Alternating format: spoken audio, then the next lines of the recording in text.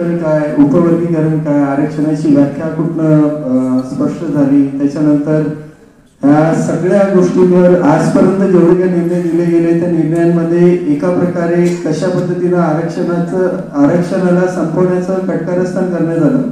आणि त्याच्यानंतर दुसरं महत्वाचं म्हणजे की आता आरक्षण जात आहे, हातातून निसटत आहे, तर आता हे निसटत असताना आपण ते निसटत असलेलं आरक्षण आपण वाचवू शकतो का, आणि त्यासाठी आपल्याला नेमकं काय करावं लागेल, आणि त्या गोष्टी संविधानिक मार्गाने सुद्धा आपण कशा पद्धतीने प्रभावशीलतेने करू शकतो, त्या दोन मुख्य मुद्द्यांवर मला माझं मत मांडायचं आहे.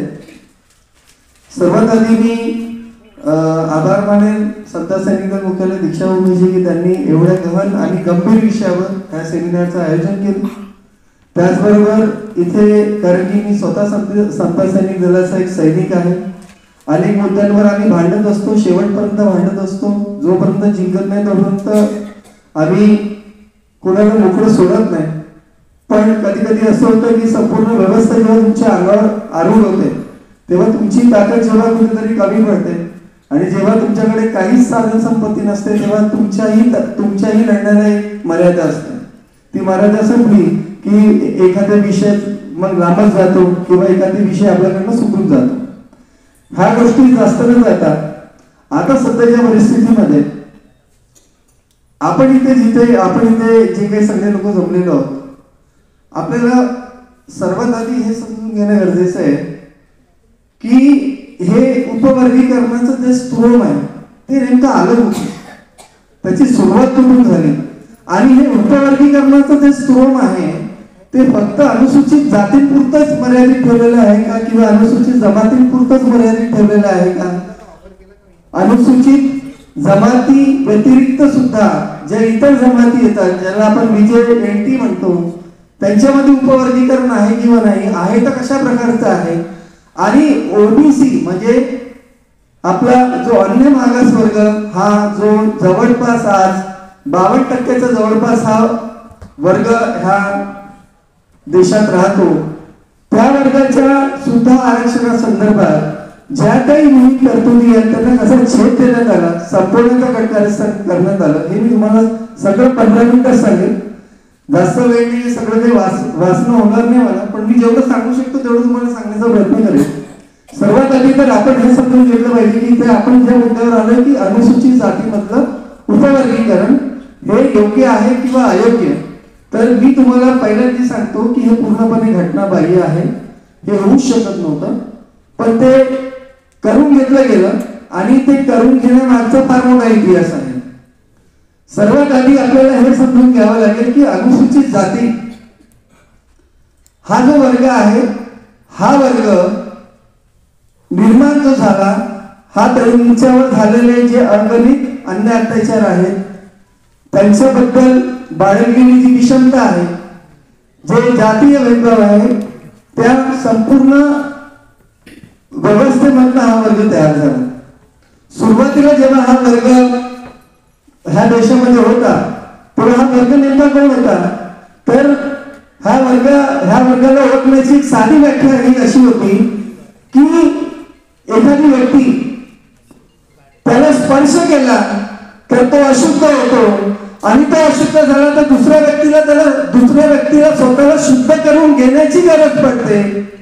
असा व्यक्ती म्हणजे हा अस्पृश्य वर्गाचा व्यक्ती, हा व्यक्ती जो आहे हा अनुसूचित जातीमध्ये येतो. अशा पद्धतीचं एक आपण म्हणू की अशा पद्धतीची एक व्याख्या जी आहे ती 20व्या शतकात यायला लागली. सर्वात आधी झालं असं की पहिल्या अनुसूचित जातीची कोणती व्याख्या होती, आणि अनुसूचित जातीचं काम काय होतं, म्हणजे अनुसूचित जातीमध्ये येणारे, जसं आता आपण महाराष्ट्राचं एक्झाम्पल घेऊ, महाराष्ट्रामध्ये 59 जाती आहेत, त्याच्यामध्ये महार, मान, ढोल, चांभार ह्या ज्या जाती होत्या यांचं काम काय होतं, यांचं काम एकसारखं होतं. जर तुम्ही महाराष्ट्रात गेलात, आज तुम्ही बघताय की नागपूर शहरामध्ये इथला महिला समाज आहे, तो स्कॅवेज एक्सचेंज म्हणजे संडास साफ करणं, नाल्या साफ करणं हे सगळे कामं करतो. पण तुम्ही नाशिकच्या पुढे गेलात तर महार समाजाचा माणूस सुद्धा हेच काम करतो. तुम्ही जर तिकडे पश्चिम महाराष्ट्रात गेला तर चांभार समाजाचा माणूस सुद्धा म्हणजे मेलेल्या जनावराचं चमडं काढण्याशिवाय सुद्धा तो मॅन्युअल एक्सरसाइज सुद्धा कामं करतो. म्हणजे संडास साफ करणं, नाल्या साफ करणं, जेवढे सगळे तत्सम प्रकारचे काम आहेत तो ते करतो. आता ह्या लोकांना जर कोणी स्पर्श करत असेल तर तो माणूस अपवित्र होतो. आणि असे सगळे जे अपवित्र लोक होते त्या अपवित्र लोकांना 1919 साली जेव्हा भारतात म्हणजे ब्रिटिश भारताची घटना तयार करायची होती, सायमन कमिशन आलं होतं, त्यावेळेस पहिल्यांदा 1919 साली अनुसूचित जातींची, म्हणजे त्यावेळेस अनुसूचित जाती म्हटलं नव्हतं, त्यावेळेस डिप्रेस क्लास म्हणून हा एक वर्ग उदयास आला. त्या डिप्रेस क्लासची व्याख्या करत असताना असं म्हटलं गेलं की ते सगळे लोक, त्या सगळ्या जाती, ज्या जाती डिप्रेस्ड आहेत, ज्यांच्यासोबत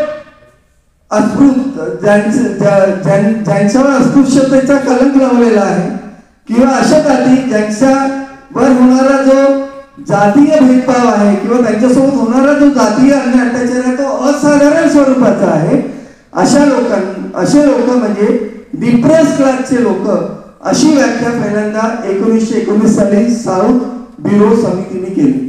त्याच्यात मिडल नावाचा एक त्यांचा अधिकारी होता, त्यांनी सगळा डाटा तयार केला आणि डाटा तयार करून ती व्याख्या केली.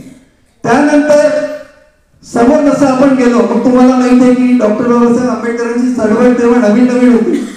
1927 सालचं आपण 14 तळ्याचं आंदोलन, त्या आंदोलनानंतर बाबासाहेब खऱ्या अर्थाने आणि त्याच्या आधी जेव्हा ते मुंबई लेजिस्लेटिव्ह काउन्सिलमध्ये विधान परिषद सदस्य म्हणून गेले, त्यानंतर बाबासाहेबांप्रती जे लोकांचा विश्वास होता तो वाढायला लागला. 1927 साली आंदोलन झालं. 1930-31 साली सायमन कमिशनच्या सगळ्या ज्या आहेत गोलमेज परिषदी झाल्या, त्या परिषदेमध्ये सुद्धा बाबासाहेबांनी अस्पृश्य जातीचा जो आहे त्यांनी फार ताकदीने अस्पृश्य जातींना ह्या ब्रिटिश सरकारमध्ये जेवढे काही प्रांत आहेत त्या प्रांतामध्ये त्यांना त्यांचा मतदानाचा अधिकार मिळावा, कशा पद्धतीने मिळावा, त्या संदर्भात त्यांनी कम्युनल अवॉर्ड सुद्धा करून घेतला. आणि ते केल्यावर आणि ते करतपर्यंत सुद्धा आपण डिप्रेस क्लास म्हणूनच ओळखले जात होतो. 1935 साली जेव्हा नवीन ब्रिटिश सरकारचा कायदा बनवण्याची वेळ आली तेव्हा 1935 साली पहिल्यांदा अनुसूचित जातींची व्याख्या करण्यात आली. ती व्याख्या फार सोपी होती. त्याच्यामध्ये असं म्हटलं होतं की जी कोणी जात किंवा जी कोणती जमात, त्या सगळ्या जाती जमाती त्या जर डिप्रेस क्लास मध्ये बोलत असतील त्या सगळ्या जाती जमाती म्हणजे कास्ट, ट्राईब्स, त्या सगळ्या अनुसूचित जातीमध्ये येतील. तर पहिल्यांदा अनुसूचित जातीला व्याख्या देण्याचं काम 1935 साली झालं. 1935 साली जेव्हा अनुसूचित जातीला व्याख्या देण्याचं काम म्हणजे अनुसूचित जाती हा शब्द जेव्हा उदयास आला तेव्हा आरक्षणामध्ये कॅटेगरायझेशन करायचं किंवा आरक्षणामध्ये सब कॅटेगरायझेशन करायचं ही फार मोठी गोष्ट होती. त्यावेळेस त्या सगळ्या जाती भारतभरातल्या ज्या सगळ्या अस्पृश्य म्हणून गणल्या जातात, डिप्रेस क्लास म्हणून गणल्या जातात, त्या सगळ्या जाती ह्या अनुसूचित जाती म्हणून उदयास आल्या. आता त्या अनुसूचित जातींसाठी जे आरक्षणाचे निकष होते ते फक्त दोनच होते. एक म्हणजे अस्पृश्यता, दुसरं म्हणजे जातीगत भेदभाव. ह्या दोन निकषांच्या समोर तिसरा कोणताही निकष नव्हता. आणि तोपर्यंत आरक्षणाची चळवळ जी आहे ती धरत होती. आता मुद्दा असा आला की ही आरक्षणाची चळवळ धगधगत असताना जेव्हा संविधान सभेमध्ये जेव्हा ह्याविषयी जेव्हा गहन चर्चा झाली, डिबेट झाल्या, त्या डिबेट्समध्ये बाबासाहेबांनी स्वतः आर्टिकल 14 असो म्हणजे अनुच्छेद 14, अनुच्छेद 15, अनुच्छेद 16 ह्या तिन्ही कलमांसंदर्भात त्यांची भूमिका स्पष्ट केली. आता माझा एक महत्वाचा जो विचार मी गेल्या अनेक दिवसांपासून करतोय तो हा की जस्टिस डी वाय चंद्रचूड यांचं असं म्हणणं आहे आणि जस्टिस बी आर गवई यांचं असं म्हणणं आहे उपवर्गीकरणावर जजमेंट देत असताना की अनुसूचित जातीची व्याख्या कुठेही भारतीय संविधानामध्ये नाही. मी पण विचार केला या गोष्टीवर की हे मला माहिती होतं की हे सगळं ठरवून केलं जातं, हे ठरलं होतं तसं करायचं होतं. याच्यामध्ये दोन मुख्य लोक आहेत, ते आपण समजून घेतले पाहिजे. एक म्हणजे डी.वाय. चंद्रचूड आणि दुसरं म्हणजे जस्टिस गवई. मी त्यांना आपलं मानत नाही, नाही तर काही या हायकोर्टचं जस्टिस आहे. यांनी काय केलं हे समजून घ्या. यांनी काय म्हटलं की पूर्ण कॉन्स्टिट्यूशन मध्ये कुठेही अनुसूचित जातीची व्याख्या करण्यात आलेली नाही आहे. जी नवीन व्याख्या आहे ती 365 आर्टिकल 365 सबक्लॉज 24 मध्ये त्या व्याख्येविषयी सुद्धा बोलताना त्यांनी एवढंच म्हटलं की ते इनलिस्टेड व्याख्या आहे, म्हणजे त्याच्यामध्ये फक्त अनुसूचित जातीत कोण असतील ते बघावं लागेल.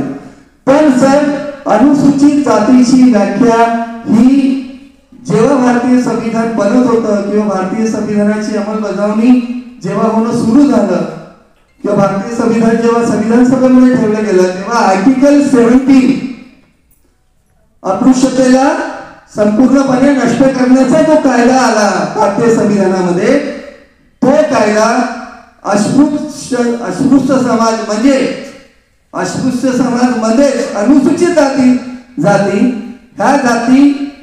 ह्या जातीची जी व्याख्या आहे त्या व्याख्येला अधोरेखित करतो. काय म्हणतो आर्टिकल 17 म्हणजे अनुच्छेद 17 भारतीय संविधान हे म्हणतो की सगळ्या प्रकारच्या अस्पृश्यता आजपासून निर्मूलित करण्यात येतात, संपवण्यात येतात आणि त्या सगळ्या अस्पृश्यता असतील त्या अस्पृश्यता कोणी जर पाळत असेल तर तो दंडनीय अपराध राहील. तर आपल्याला व्याख्या कुठनं बघायची आहे? 1919 पासून आलेली. आता प्रश्न असा आहे की हे जे जजमेंट आहे सर 600-650 पानांचं जजमेंट आहे, कोणी मला दाखवून द्यावं की जजमेंट मध्ये साधं त्या आर्टिकल 17 चा उल्लेख तरी आहे. म्हणजे जिथं ह्या विषयाची सुरुवात होते तो विषय नाही आहे जजमेंट मध्ये. जिथं आपले अस्पृश्य म्हणजे कोण, बाबासाहेबांनी शूद्र म्हणजे कोण लिहिलं, पण अस्पृश्य म्हणजे कोण जर एखादी पुस्तक लिहिली गेली सर तर आर्टिकल 17 सोडून तुम्ही अनुसूचित जातीच्या हक्क अधिकारांचं कोणत्याही प्रकारची त्यांच्या हक्क अधिकारांविषयी तुम्ही ना चर्चा करू शकत ना तुम्ही याच्यावर निर्णय घेऊ शकत. मग हे जजमेंट आलं कसं? आता प्रश्न असा आहे की अनुसूचित जातीची व्याख्या कॉन्स्टिट्यूशन मध्ये आहे. अनुसूचित जाती कोण आहेत, कशात इनलिस्टेड होतील ते लिहिलेलं आहे. त्याच्यानंतर 341 चं जे लिमिटेशन दिलेलं आहे की प्रेसिडेंटला अधिकार आहे की अनुसूचित जाती कोण आहे ते ठरवते, अनुसूचित जमाती कोण आहे ते ठरवते. पण जर त्याच्यामध्ये कोणाला वगळायचं असेल तर तुम्हाला संविधानातनं तुम्हाला संसदेत जाऊन संविधानिक दुरुस्ती करून त्या गोष्टी अंमलात आणाव्या लागतील. हा 341चा साधा म्हणजे माहिती आहे. त्याच्या समोर जाऊन प्रश्न असा झाला की 1950 नंतर मग ओबीसीच्या आरक्षणाची चळवळ जी आहे ती जन्मात आली. मंडल कमिशन निर्माण करण्यात आलं. त्याच्यानंतर अनेक वर्ष ओबीसी म्हणजे जे आपले जे अदर बॅकवर्ड क्लासेस आहेत ते सुद्धा फार मोठ्या प्रमाणात जे आहेत तेही अन्यायाला बळी पडलेले आहेत. त्यांना सुद्धा विषमतेची वागणूक दिली गेली. त्यांचं कोणतंही असं डेफिनेशन कॉन्स्टिट्यूशन मध्ये नव्हतं. 340 आर्टिकल होतं, पण त्या आर्टिकलच्या आधारावर राज्यांनी यांना विशेष मदत करावी, सहकार्य करावं किंवा नाही त्या संदर्भात पाहिजे त्या पद्धतीचं डेव्हलपमेंट झालं नव्हतं. मग 1990-91 साली जेव्हा पहिल्यांदा ओबीसींना 27% आरक्षण देण्यात आलं तिथनं खरी सुरुवात झाली ती उपवर्गीकरणाची. आता इथनं तुम्हाला समजून घ्यावं लागेल की उपवर्गीकरणाची सुरुवात जी झाली ती 1991-92 सालापासून झाली. ते आजचं स्ट्रॉंग नाही बीजेपीचं किंवा आरएसएसचं, ते गेल्या 1990-91 पासून ह्या गोष्टीसाठी वाटतात. आणि 1990-91 साली जेव्हा ओबीसी रिझर्वेशन आलं तेव्हा 1992 साली पहिली केस झाली सुप्रीम कोर्टात आणि त्या सुप्रीम कोर्टाच्या केसचं नाव होतं Indira Sahni versus union of India. ह्या पहिल्या केसमध्ये जेव्हा ओबीसीच्या हितांचा प्रश्न आला सगळे ब्राह्मण वकील ओबीसीच्या बाजूला ओबीसीच्या विरोधात तो जो विषय होता त्या विषयावर निर्णय हा पारदर्शी असला पाहिजे, चांगला असला पाहिजे, त्याच्यासाठी 9 जजेसचं संविधानिक पीठ बसलं गेलं. त्यामध्ये बघा तसं नावं लक्षात घ्या, त्याच्यामध्ये नावं कोणती होती, हे सगळे बौद्ध समाजाचे लोक होते, काही वैश्य समाजाचे, ती ब्राह्मण समाजाचे 1-2 लोक होते, पण हा जो बेंच होता हा सर्व समावेशक होता. त्याच्यामध्ये CJI होते, MS कनिया, MS व्यंकट चलैया जज होते, जे फार सेलिब्रेटेड जज आहेत. SR पंडितायन होते, TK थॉममेन होते, AM महम्मदी होते, कुलदीप सिंग होते, PB सावंत होते, RM सहाय होते, BP जीवन रेड्डी होते. ह्या केसमध्ये 2 महत्वाच्या गोष्टी, ज्या अनुसूचित जातीबद्दल, आता मी त्या जजमेंटवर ओबीसीच्या आरक्षणाबद्दल बोलत असताना मला फार दुःखी अंतःकरणाने बोलावं लागतं की त्यावेळेस ओबीसींना सुद्धा, ओबीसीमध्ये सुद्धा सब कॅटेगरायझेशन करण्याची गरज होती. पण त्या जजमेंटमध्ये ओबीसीमध्ये काही मर्यादा, ओबीसीच्या आरक्षणाला काही मर्यादा लावण्यात आल्या आणि त्या मर्यादा लावत असताना त्याच्यामध्ये स्पेसिफिकली नमूद केलेलं आहे आणि जस्टिस जीवन रेड्डी स्पेसिफिकली म्हणतात की हे जे इंदिरा साहनीचं जजमेंट आहे हे अनुसूचित जातींना लागू होत नाही. याच्यातलं उपवर्गीकरण अनुसूचित जातींना लागू होत नाही. अनुसूचित जातींचा इतिहास हा फार विदारक आहे, वेगळा आहे, त्या स्वतंत्र जाती आहेत, त्यांच्यामध्ये उपवर्गीकरण केलं जाऊ शकत नाही. हे 1992 च्या इंदिरा साहनीच्या जजमेंटमध्ये ह्या गोष्टी नमूद केलेल्या आहेत. आता इंदिरा साहनीचं जजमेंट हे 9 जजेसचं आहे. ह्या 9 जजेसच्या जजमेंट मध्ये हे जे निकष दिलेले आहेत किंवा हे जे सुप्रीम कोर्टाने जे होल्ड केलेलं आहे त्याला कुठेही कोणत्याही पद्धतीचं ओबीसी साठीचं जे संपूर्ण जे ओबीसीची जी हिस्सेदारी होती नोकऱ्यांमध्ये आणि शिक्षणामध्ये, त्याच्यामध्ये त्यांना फार पुरेसा त्यांना मदत झाली अशी काही परिस्थिती नाहीये. आजही ओबीसी त्या इंदिरा साहनीच्या जजमेंटमुळे अनेक गोष्टींना, अनेक प्रॉब्लेम्सला जो समोर जातो. त्याच्यानंतर काय झालं, आता ही एक गोष्ट झाली की उपवर्गीकरण एससी मध्ये होऊ शकत नाही, हे ठरलंय. आता दुसरा मुद्दा राहिला महत्वाचा क्रीमी लेअरचा. आता साले क्रीमी लेअर आलं कुठून? आता हे क्रीमी लेअर जे आहे ते इंदिरा साहनी केसमध्ये सुद्धा डिस्कस झालं होतं, पण त्यावेळेस त्याच्यावर पाहिजे त्या पद्धतीनं जजेसला निर्णय देता आला नाही किंवा एक फाइंडिंग देता आलं नाही. मग 2006 साली नागराजनची केस आली. नागराजनच्या केसमध्ये पहिल्यांदा क्रीमी लेअर आला. आता ते कशा पद्धतीनं आलं की ओबीसी समाजाचे 2 व्यक्ती, एक जर 1 रुपया कमवत असेल, दुसरा जर 3 रुपये कमवत असेल, तर त्या 3 रुपये कमवणारा माणूस जो आहे तो आर्थिकरित्या जास्त सक्षम आहे, तो सामाजिक आणि शैक्षणिकरित्या मागासवर्ग राहिलेला नाही, त्याच्यावर स्लॅब लावा. काय लावा? तो 3 रुपये कमवतो ना, 2 रुपयेचा स्लॅब लावा. जर तो 2 रुपयापेक्षा जास्त कमवत असेल तर त्याला आरक्षण मिळणार नाही. पण ह्या जजमेंटमध्ये सुद्धा अनुसूचित जाती आणि जनजाती ह्या पूर्णपणे वेगळ्या आहेत, स्वतंत्र आहेत आणि त्यामुळे यांना क्रीमी लेअरची सुद्धा जी पद्धत आहे किंवा क्रीमी लेअरची जी व्याख्या किंवा क्रीमी लेअरचं जे कन्सेप्ट आहे ते लागू होत नाही. हे फार व्यवस्थित पद्धतीनं त्या जजमेंटमध्ये लिहिलेलं आहे. त्या जजमेंटमध्ये आणि त्याच्या आधी मी सांगेन की जीवन रेड्डी साहेबांनी फार स्पेसिफिकली त्यांच्या जजमेंटमध्ये ते लिहिलं होतं इंदिरा साहनीच्या. इंदिरा साहनीचं जे जजमेंट झालं त्याच्यात कोणताही डिसेंट नव्हता, त्याच्यामध्ये कोणताही डिसेंट नव्हता. सगळ्यांनी एक मताने जजमेंट दिलं. नागराजनच्या जजमेंटमध्ये सगळ्यांनी एक मताने जजमेंट दिलं. मग त्याच्यानंतर 2006 नंतरची आपण परिस्थिती बघू की पहिल्यांदा काय झालं की पंजाब सरकारने कायदा आणला. त्या कायद्यामध्ये त्यांनी म्हटलं की काही ज्या महजबी आणि वाल्मिकीच्या जाती आहेत पंजाबच्या त्यांना आम्ही स्पेशल ट्रीटमेंट देऊ. त्यांनी एक कायदा तयार केला आणि त्यानुसार जे काही आरक्षण होतं त्या आरक्षणाचा काही भाग त्यांनी त्या 2 जातींना दिला आणि बाकीचं आरक्षण जे होतं ते इतर जातींना दिलं. ते दिल्यानंतर ती केस जी आहे ती पंजाब आणि हरियाणा हायकोर्टात गेली. पंजाब आणि हरियाणा हायकोर्टाने ती केस जी आहे ती फेटाळून लावली आणि त्याच्या विरोधात ते सुप्रीम कोर्टात गेले.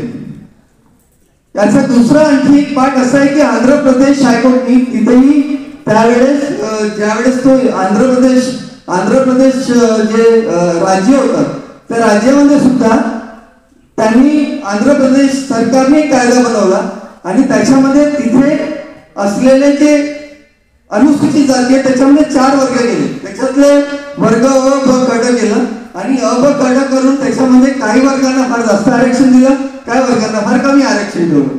हे 2 पद्धती झाल्या. याच्यामध्ये उपवर्गीकरण कोणत्या पद्धतीने केलं पाहिजे याचे काही निकष होते.